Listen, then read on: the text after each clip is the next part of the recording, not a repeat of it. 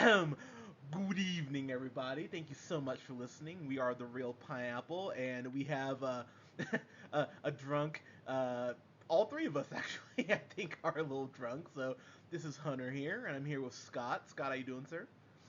I would never drink a day in my life, sir. How dare you? I apologize, and I'm here with Colin. Colin, how you doing, Fred? I'm good. I'm only drunk on life, Hunter. Mm. Okay, fair, fair. I'm just so excited to be here alive with you, bros. Oh, you were just the sweetest man. We are talking about. As we're heading into summer movie season, which really kicks off next weekend with the Fate of the Furious, which I'm I excited wonder what's for. gonna happen to them. Well, we have to determine their fate, I want. Scott. I wonder what their fate Wait, will be. what's their fate? God. Mm. You know what does bug me about that though? They had the pun right there. They should have called it F8 of the Furious, and they just missed the pun. That kind of made me Ooh, sad. yeah, that's right up. Wow. That's right up their alley too. Right? That's I like know. real lowbrow. I know. That's why I was shocked when they actually spelled out the word fate. I was like, no, you had the Like F8. www.f8movie.com. Like, come on, that's perfect. Yeah, it's like if you were spelling skate and you're like SK and then That was like the that. number 8. There's like that was the most popular thing for at least like 10 years straight. Yeah, Spelling skate with an A.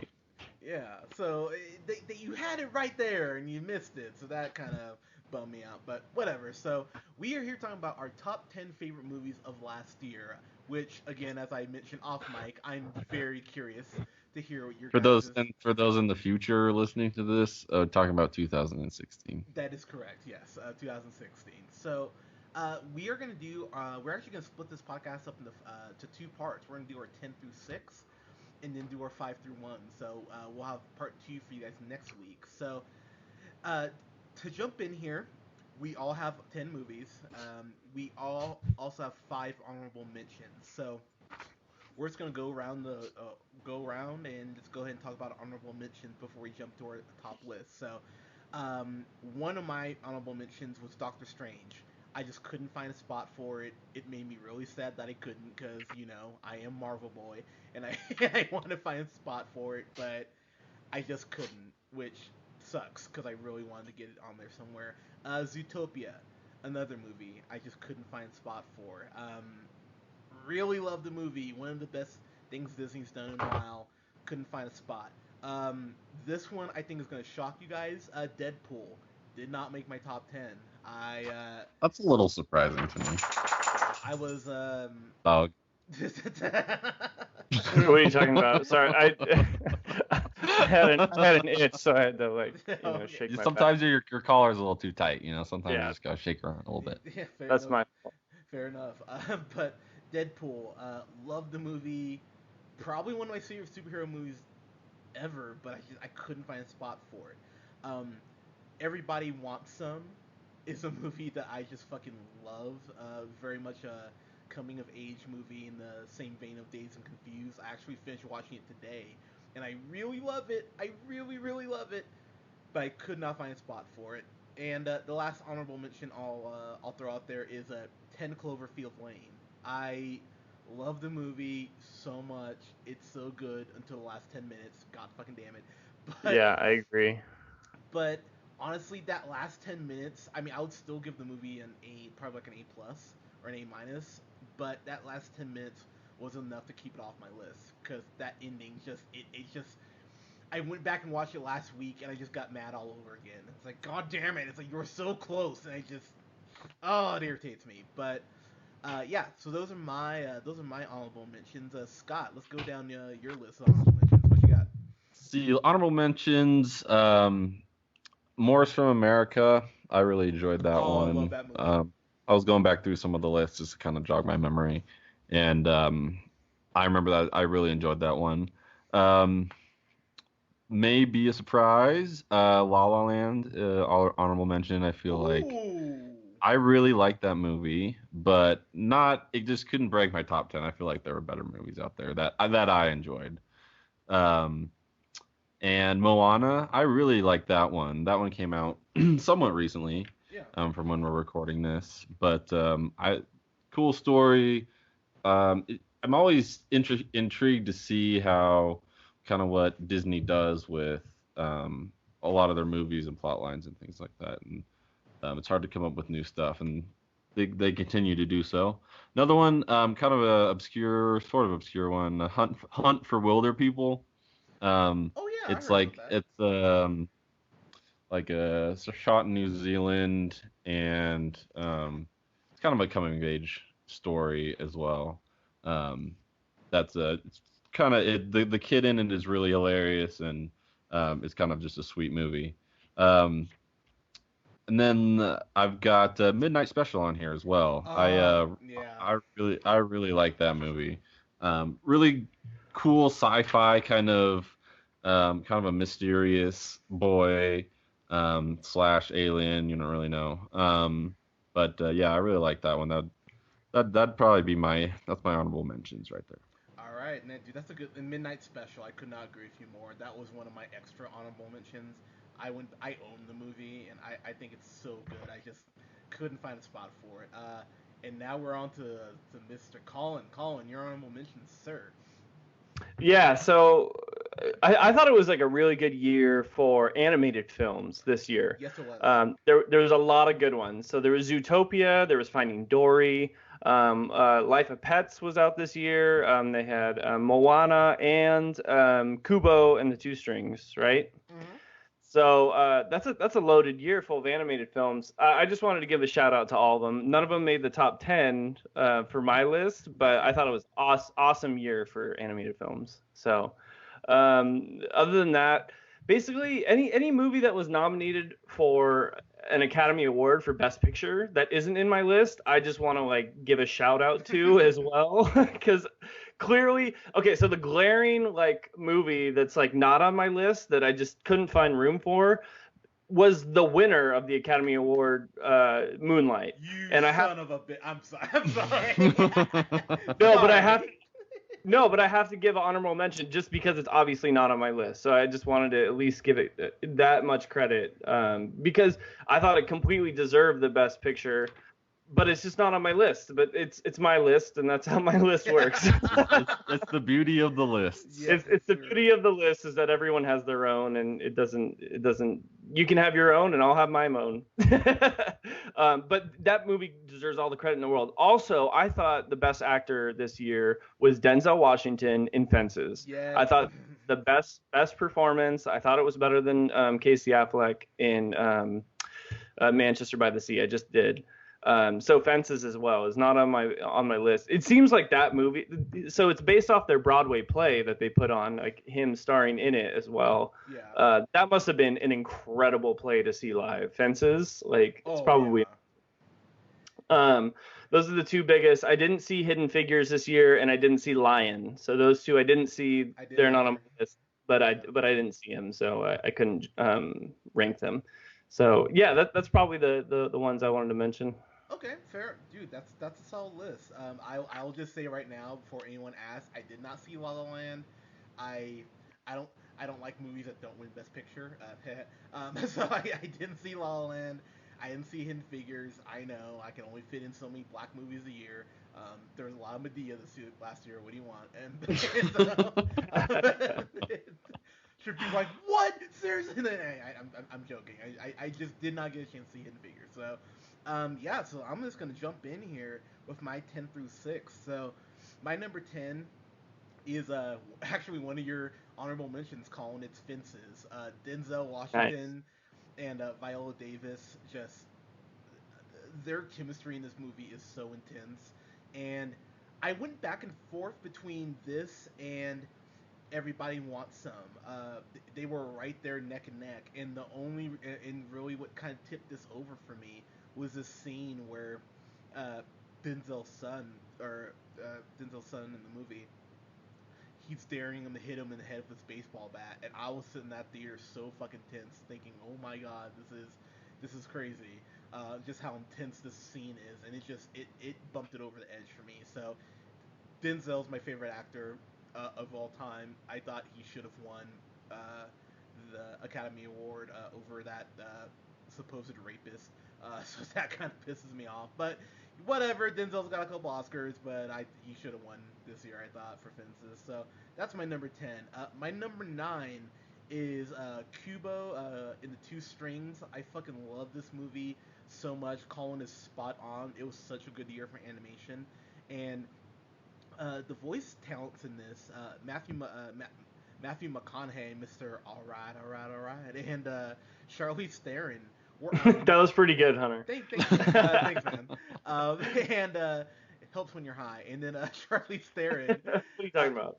Yeah, no, me no. But in Charlize Theron, I thought was amazing in this movie. As far as her voice acting, she was incredible.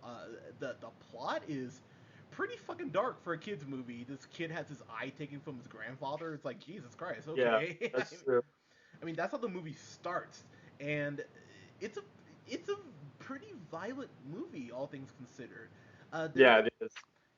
and I love the way that they definitely put in. There's so much anime influence on this, and the stop motion layered with a 3D background, which is just insane. So it makes everything just look so vibrant and bright. There's this one scene in town where Cubo is playing his whatever the fuck. I don't think it's a banjo. It's kind of like that though, and the paper he has is dancing and all this shit. It's an incredible scene, and I just love that, love that, love that. So that's my number 9. Number 8 is Pop Star, Never Stop, Never Stop. Yes. One of my favorite comedies, maybe ever. The Lonely Island. So good. The Lonely Island just doesn't know how to make bad things. They're just wonderful, pretty much everything they do. And if you say Hot Rod is a bad movie, then fucking fight me. It is a perfect movie. Fuck you. As you would say. I love this movie so much. With one of the best soundtracks. For those of you who have Spotify, you can check your top songs from last year, and Mona Lisa, Hunter the Hungry's Gonna Eat were both of my top 15 most listened to songs of 2016. I fucking Amazing. And Finest Girl, because Bin Laden is just has a great song. So I had 3 songs from Popstar on my top 20 favorite songs of last year. I love the soundtrack so much, including them addressing that Seal's scars were from fucking wolves. It's just a perfect movie across the board. I love that Perfect. movie. Yeah. This movie is lower on my list than people probably think. My number 7 movie, Captain America: Civil War. It's an amazing film. Do not get me wrong, but there was so much good shit out this year, and there was stuff I genuinely liked more. So, but it's my favorite comic book movie maybe ever. And I go back and forth between that and Winter Soldier. I just rewatched Winter Soldier a couple days ago and went, "Oh, this is still really good." But the re-debut of Spider-Man, which looks like they actually might get it right this fucking time. Hopefully, Homecoming. Black Panther's the fucking shit. The airport scene alone would get this onto my list, but the plot with the surprisingly deep villain, as far as his motives, to the action scenes, to Chris Evans proving he is the MVP of these movies, because there's no one who plays their character better than Chris Evans, Steve Rogers / Captain America. He's amazing in it. But perfect movie for me. I fucking love that movie. And then my number 6 is a movie that we didn't review. It's called A Monster Calls, and that's with Felicity Jones, of course, from Rogue One, and Liam Neeson. Is that movie about this? Oh. Yeah, it's that movie about this kid whose mom's dying from they never say it's cancer, but it's probably cancer, and she's dying. That's Felicity Jones who plays that role, and this kid pretty much goes into this grief-stricken alternate dreamland. It's very Alice in Wonderland-ish, but it's really dealing with grief and not just stupid shit. And Liam Neeson voices this fucking monster asshole tree. It's an insane movie, but it is wonderful. And That sounds crazy. It is, and I just rented it this morning and watched it, and I was bawling my eyes out by the end of the movie. It really shows you how people deal with grief and how hard it is, and to lose someone, and it was beautifully done. It was so beautifully done. So yeah, that's my 10 through 6. Colin, good sir, let's get to you. What is your 10 through 6? My number 10 is a little indie film that was done by the same person that did the movie Once and followed up by Begin Again. They were both like musically themed, and his follow-up to Begin Again was Sing Street. Yes, love it. Yeah, it was based in Ireland, with some young kind of high school age kids starting a band, doing Irish punk, and a lot of the scenes are really well directed, and the music is great. That was definitely like one of my favorites. I had to fit a spot on my list for Sing Street. I think that director has done a lot of good work. Begin Again was a really good movie too. I enjoyed that a lot. Yeah. Yeah, and they got Adam Levine from Maroon 5 to go. He's so hot, but yeah, his name's John Carney is his name. Anyway, that was number 10. Number 9, another indie movie, making it on the bottom of the list here at number 9. Captain Fantastic. I don't know if you guys saw that movie. I really enjoyed that. Did you see that? Did you see that one, Scott? No, I haven't seen that one.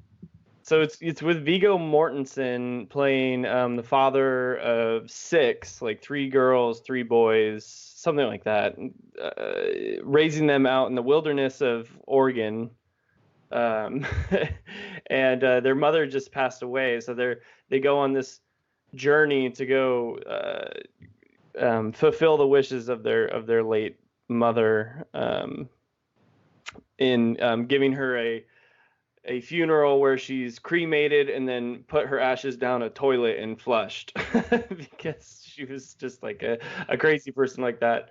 The way it plays out though with Viggo Mortensen was definitely worthy of getting nominated for Best Actor. I like that he got that nod for the movie. He was great. He honestly makes the movie. He's so good, and all the kids in it are really good. They did an excellent job acting as well. My number 8. I thought it was kind of a weak year for sci-fi this year. What Assassin's Creed was great. What are you talking about? Ooh, that's gonna be on a list next year. Yeah. Oh, so bad. Sorry.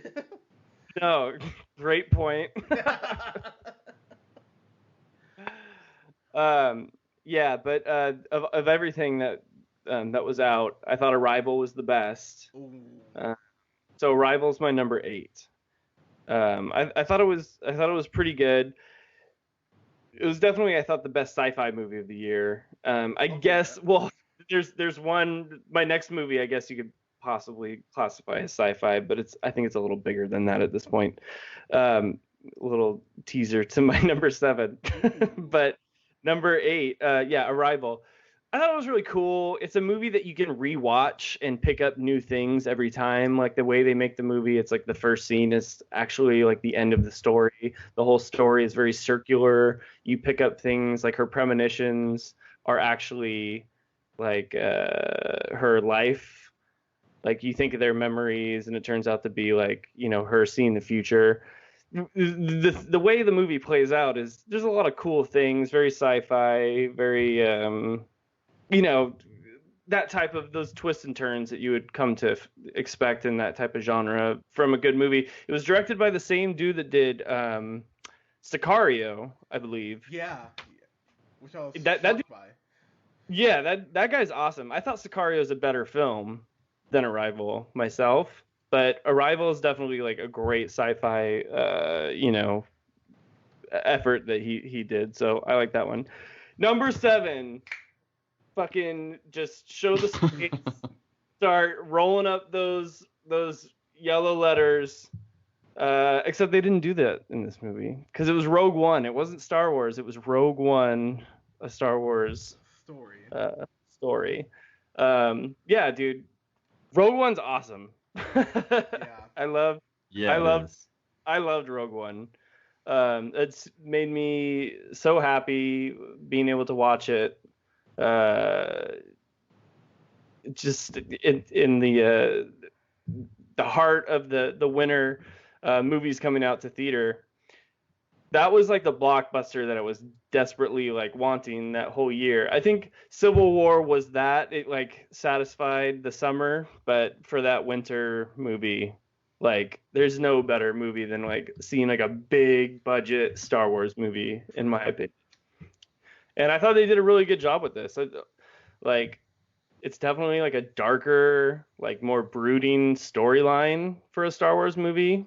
I mean, if you know this, like the Star Wars lore and how all this plays out, you can kind of figure out what is going to happen at the end from the get go, right when you get into it.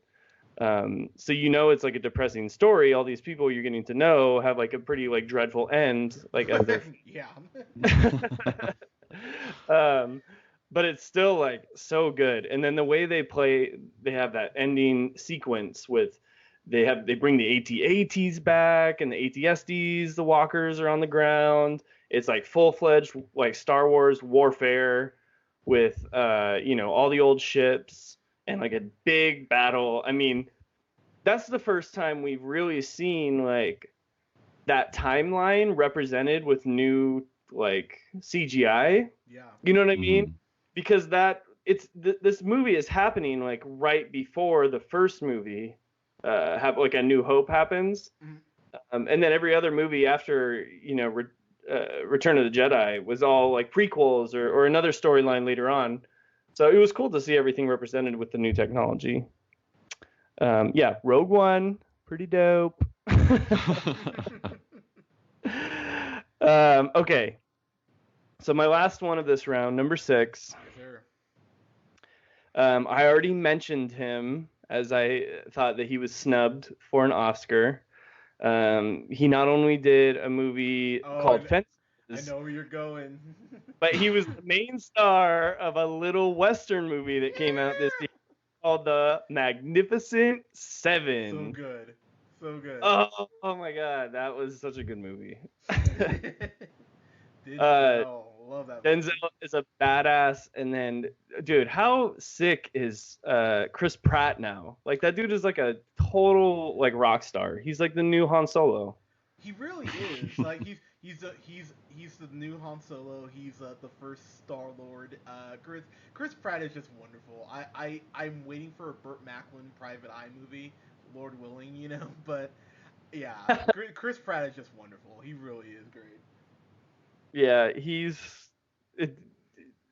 It was an awesome movie, and then everybody like Vincent D'Onofrio, like Kingpin. dude, Kingpin was like a absolute madman in that movie.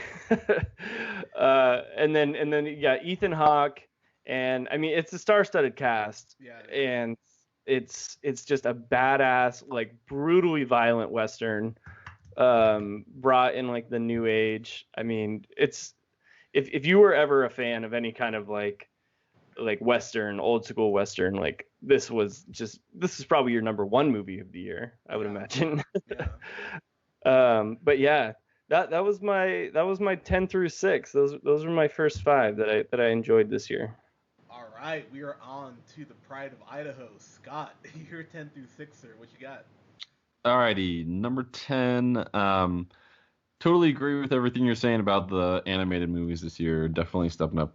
Everybody's stepping up the game. Zootopia was my number 10. Ooh. I think it was just really well done, and the attention to detail on this movie was incredible, and the just from like every animal had its role, and just everything matched up really well.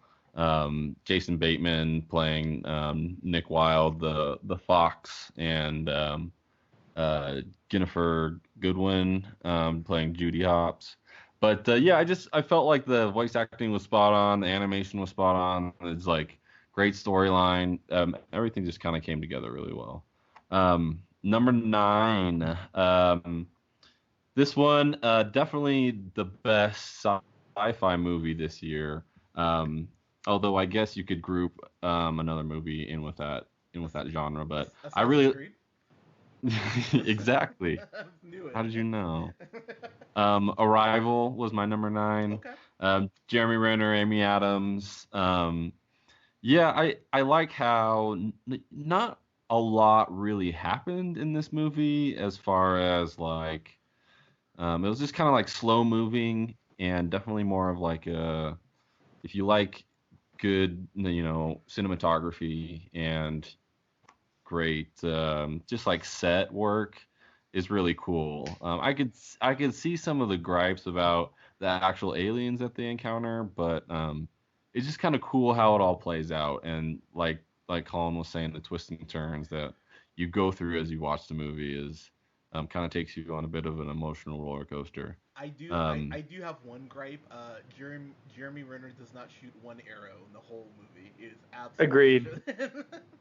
I agree. Well, I feel like maybe there's another one. Maybe he'll shoot arrows in the next one. Oh, Maybe he'll look into the future. Maybe he'll emerge with the Avengers. Maybe Arrival.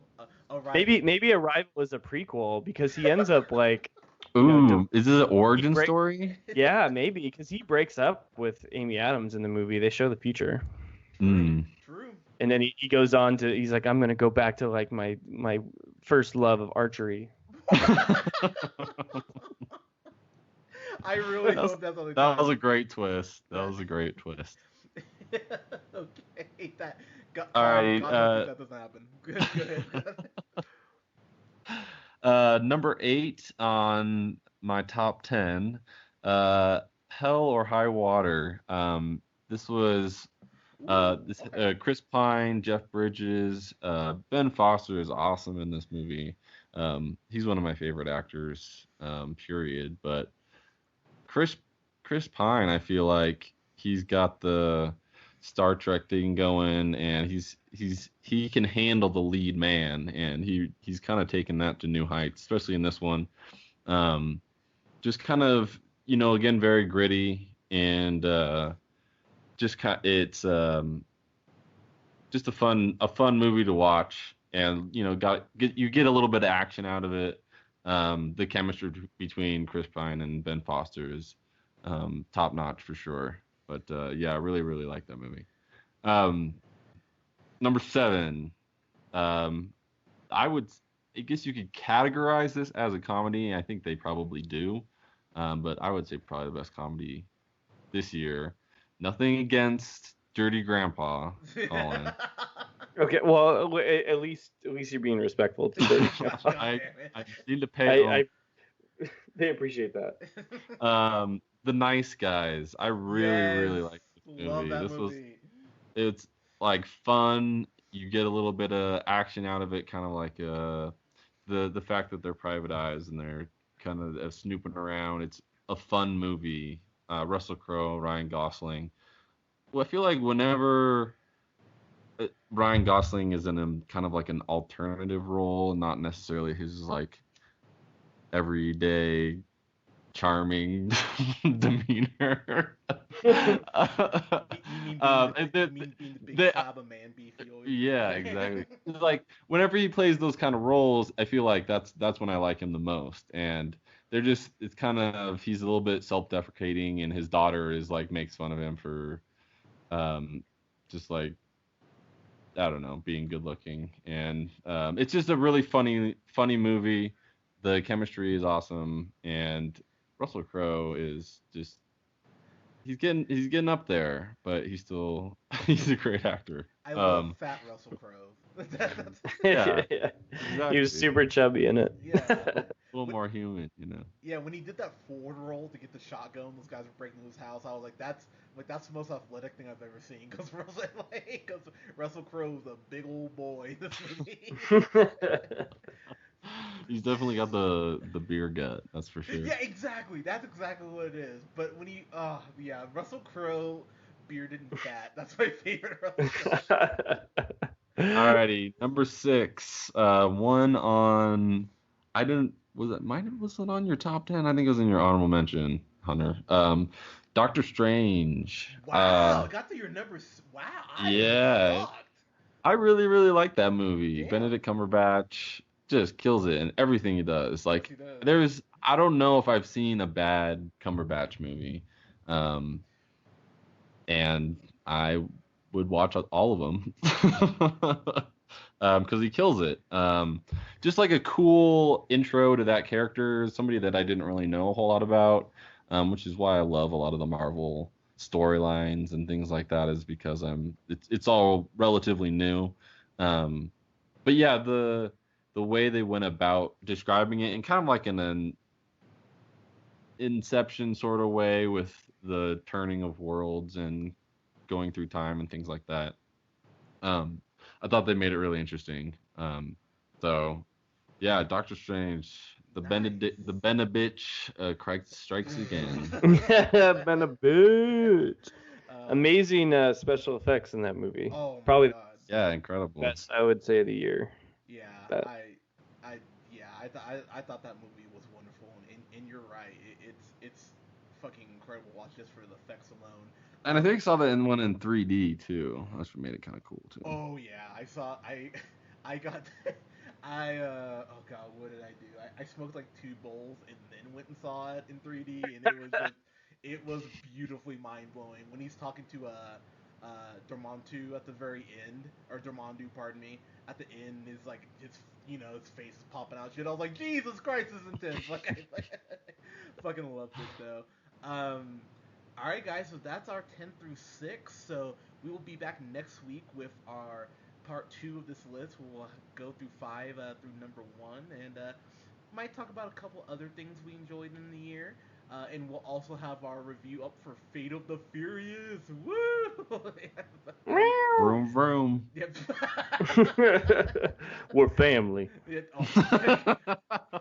Wow, you actually nailed that. That was wonderful. But guys, thank you so much for listening. Subscribe to us here on SoundCloud at the Real Pineapple 775. You can follow yours truly on the Twitter at JHunterRealPineapple. You can follow Scott on Twitter at Newman the First. and you can follow Colin on Twitter at The Real O'Neill. Guys, thank you so much for listening. We will see you guys next week with part 2 of this list and the Fate of Furious review. Thank you so much, guys. We'll talk to you soon. Meow.